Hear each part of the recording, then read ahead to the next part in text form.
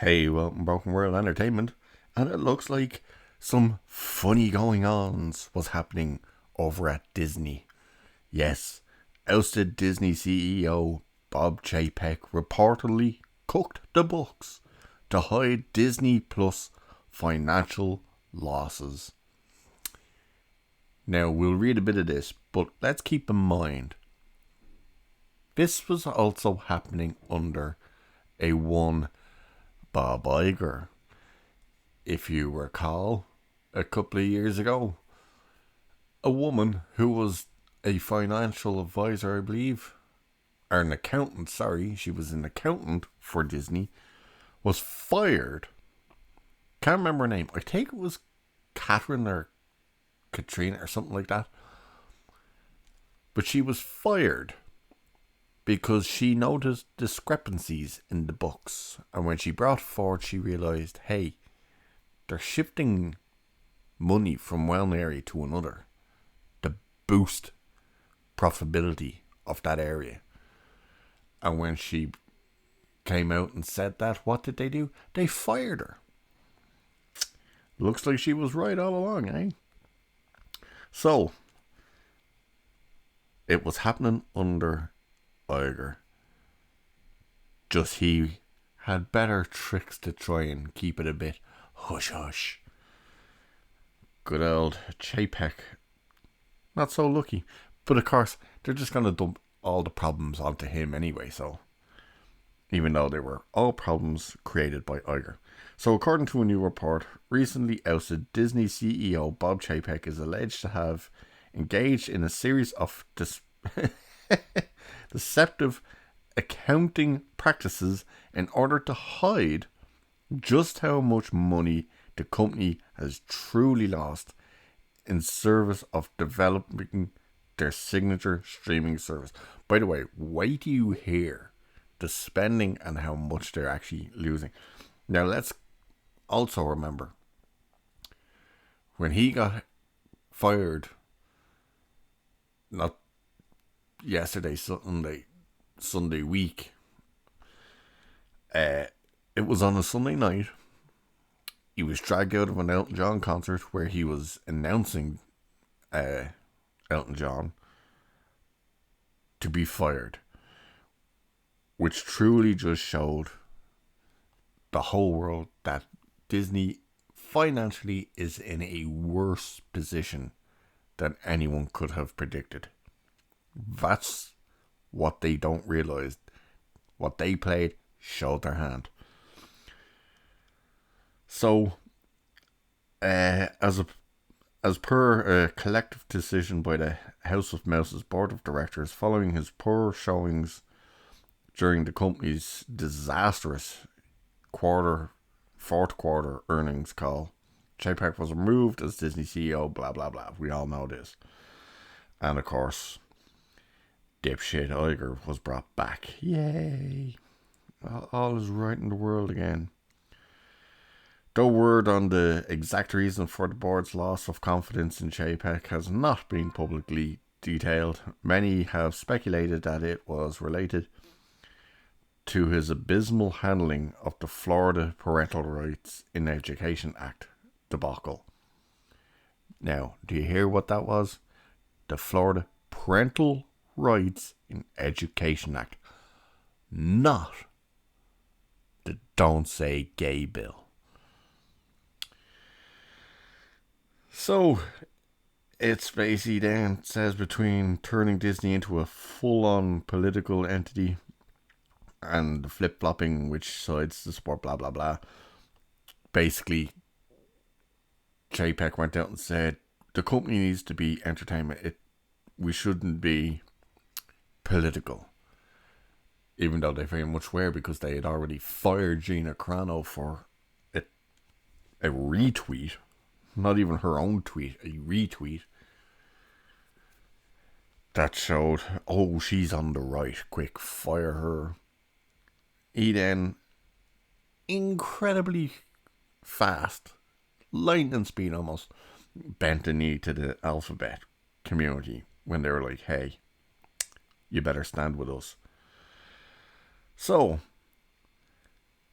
As per Insider, who supposedly spoke to the Wall Street Journal, this is the thing. This article about cooking the books comes from the Wall Street Journal. So it's not like from Reddit or, something on that lines. It's from the Wall Street Journal. This is a near impossible goal to achieve. We passed the part where he's told investors that Disney Plus will achieve profitability in the fiscal of 2024. People are all like, hey, it's no way they're going to do that. That's what he got us for, blah, blah, blah, blah. Do you know who said that first? That's right, Bob Iger. So, this is a near impossible goal to achieve due to the fact that the company has, in reality, lost more than, and by the way, when it says this part, this is what Disney Plus has lost. $8.5 billion since Disney Plus launched, and has posted bigger operating losses in each of the post 4 quarters. They've been hemorrhaging money every quarter, and it's just been going up and up and up. Further, in order to keep the warning signals from blaring, Chapek allegedly took to airing some Disney Plus originals such as The Mysterious Benedict Society and the Doogie remake on the company's other networks. What has he just done the exact same thing with? Anyone? You at the back? No? Andor. He stuck the first, or I should say Disney as a whole, stuck the first 2 episodes of Andor on FX, Hulu, Freeform,